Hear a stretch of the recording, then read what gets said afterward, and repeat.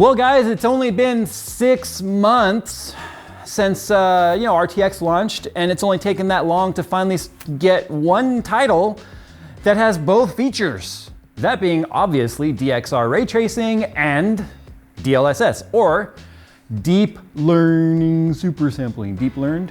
Deep learning. Deep learning, yeah, deep learning. Wasn't it learned, like a word? Deep learned? Because by the time you get it, it's already learned it. Now, we'll tell you how it works and whether or not it's even worth it. I got new merch. It's available now, crowdmade.com/Jayztwocents. We got zip-up hoodies, we got tri-blend, we got a new logo. I digress, since 2012, it's a digress logo. You guys have been asking for that. But anyway, we got all kinds of stuff. Zip-up hoodies, beanies, polos. Don't take my word for it, because obviously I can't do this ad. So just look in the description below and you guys will find the link. Thanks. Okay, so before we get into the live testing here, which we have, you have to understand, this is 6 months. This is 6 months in the making.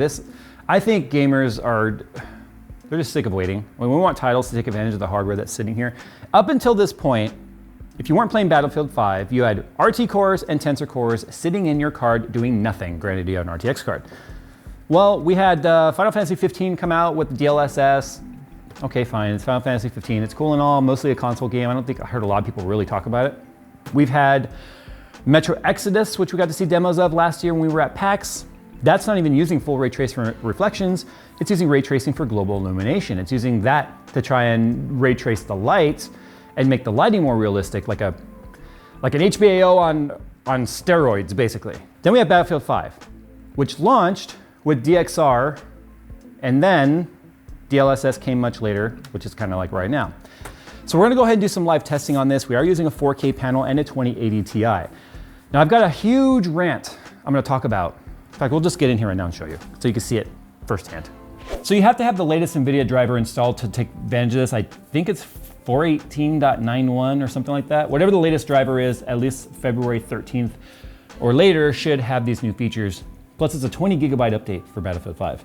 Anyway, if we take a look at some settings here, you're gonna notice some differences. So if we basic, of course, this is all pretty much the same, unchanged. Go to advanced. Now you've got this NVIDIA DLSS. Now the problem is this, and this is the start of my rant, is tied into DXR. So if you disable DXR, you lose DLSS. Now Phil and I were talking about this a little bit offline, and we think that DLSS falls under some sort of a tool set that's a part of those DXR features. Obviously you need DX12 enabled as well. So I would love for someone from NVIDIA to chime in as to why DXR needs to be on for DLSS to work. We just can't figure out why that feature has to be enabled, other than NVIDIA is just really forcing you to enable DXR. My problem with this is the thing I was looking forward to most since last September when all of this was announced was it August? It was like August something, right? Crap.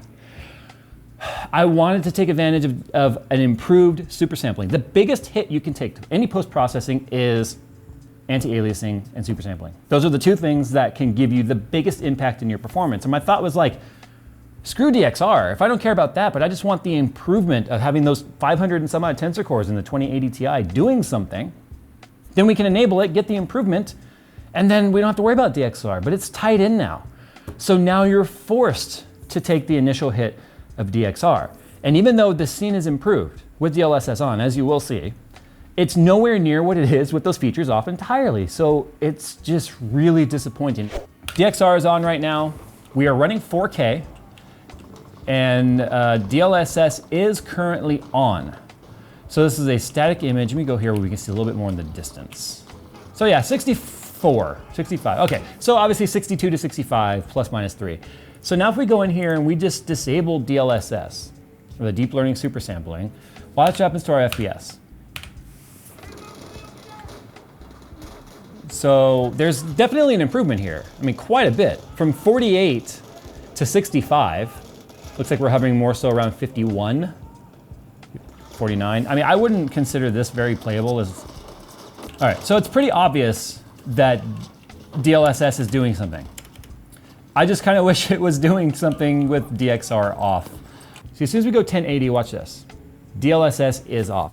But the thing is, apparently the 2060 or whatever, like the other cards other than a 2080 Ti are able to do it. Well, we have the 2060 installed now, which is a $350 mid-range, mid-high-end range card.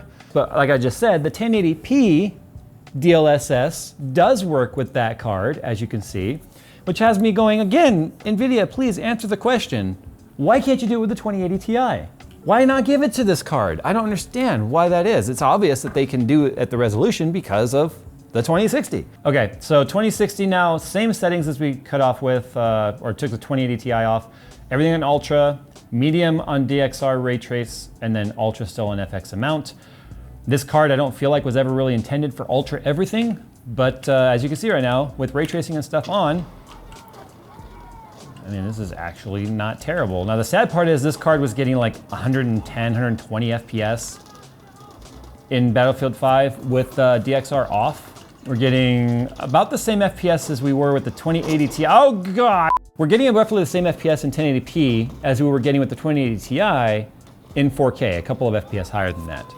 But if we go ahead and disable DLSS now, not nearly as much a performance hit. Do you see this? So as you can see in multiplayer though, obviously the FPS is higher. We talked about this in our previous video about ray tracing, is the fact that they've prioritized the frame rates for multiplayer because that's obviously more important. And as such, we are getting in 1080p in Battlefield 5 with ray tracing on. All right, so this is DLSS off. We're getting currently 57 to 60 FPS. So you can see a lot of the detail here just really got fuzzy. You see this? Look how fuzzy all of this is. Okay, so a little cutaway here. We decided to do a little more digging while we were editing this video. Well, Phil specifically, so he gets all the credit on this. He found on the forums and Reddit that ultra-wide was scaling terribly with DLSS. So we showed you how the 1080 on the 2060 was very fuzzy. On the ultra-wide, it was even worse. The moment you enable DLSS, it just goes like completely through a fog filter. It just looks smudged and smeared. What we also found on the forums was that if you were to just disable DLSS, and just take your resolution scale and drop it down to 80%, you get back all of the sharpness. You can't even tell that we're running at 80%, and you get back all the performance that you would have lost by not turning on DLSS. This feature sucks. Now, one other thing that we just noticed here is that you can only enable DLSS with the native aspect ratio. So you can't drop down to a 1440 and have black bar on the sides with DLSS enabled. It only will enable the option if you're running in the native aspect ratio. So we put the 2080 Ti back in because we realized like, well, I didn't do multiplayer testing with the 2080 Ti. Plus we wanted to know if the scaling looked as poor. But if you look at the textures and stuff like right here, I mean, everything looks good. So, okay, so the FPS though, if we look at, now remember we are playing, ooh. People always say, why is Jay stuck? Because I'm actually playing on my account now and I have my loadout. How's it not exploded yet? Yay! Yes! Over the fade away. Over the bushes. I mean, it's pretty impressive, regardless of the rant I'm about to give, that we can play 4K multiplayer with DXR on, with DLSS, and looking at the distance here, getting almost 100 FPS. All right, so it's pretty obvious why the 2060 and the 2070 get 1080p DXR with DLSS, whereas the 2080, 2080 Ti and the Titan get 1440 and up only. The 1080 looked pretty bad, so we're hoping that the DLSS will improve. Here's the bottom line.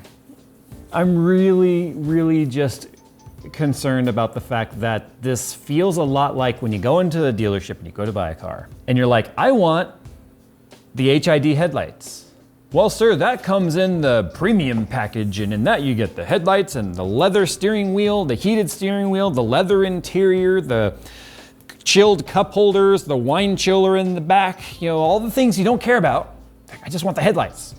But you don't get it if you don't buy the package. And unfortunately, I feel like, and I hope I'm wrong about this, I have no doubt NVIDIA will probably reach out after seeing this, but I feel like they're forcing you to turn on DXR because they know people like me are gonna only use DLSS and not care about DXR. Look, I feel like the honeymoon period is over. I feel like 6 months has gone by. A lot of people were the ooh and ah, and Phil and I were talking about this. When we did our video about ray tracing, real-time ray tracing and RTX, I was one of the few people that was like, I am a nerd. I love the advancement in technologies. I love the fact that we can have real-time ray tracing, which is something that didn't seem possible in terms of gaming. So we were in this honeymoon period of like, this is so cool. Do people not get it? Do they not understand what they're getting? Well, that's kind of worn off because here we are 6 months later, and the whole thing I was looking forward to the whole time, which I said from day one is DLSS. Screw ray tracing, just give me DLSS. They're forcing it on and down your throat, I think, because I think they know most people just won't enable it. When I play Battlefield 5 with my friends and we squad up, it's not on. I turn it on sometimes in single player, but I've completed the campaign, so there's no point anymore. I don't go back and play it. So it stays off in real time, and I can tell you now, even in Skunkworks, it's gonna stay off full time. Because DLSS at this point is just not worth it. And so for me, the honeymoon period is kind of over, and I'm kind of done with it. I get it, real-time ray tracing, it's here. I just still have to give this a big fat, like, I don't see the point in running out and buying it, if you wanna know the truth. You have no choice, pretty much. Pascal cards have kind of gone through the roof in terms of pricing because they don't make them anymore, so availability continues to go down, so third parties are raking in the dough by raising the prices on those, which means eventually you'll have no choice but to buy this if you're gonna buy a new card, if you're stuck buying a new card, if you don't buy an AMD card, that is. And then at the end of the day, everyone will have RTX cards or ray trace enabled cards, or whether AMD comes out with one or not in the future, because eventually this will be all that you can buy. Then game developers might catch up. But at the end of the day, I'm just like over it. I'm kind of whatever. DXR is gonna stay off, which means I'm not gonna get DLSS, which means features that you've paid for. Tensor cores and RT cores, you have two choices. Take the hit, which is massive, or don't turn on the features you paid for. NVIDIA 2019.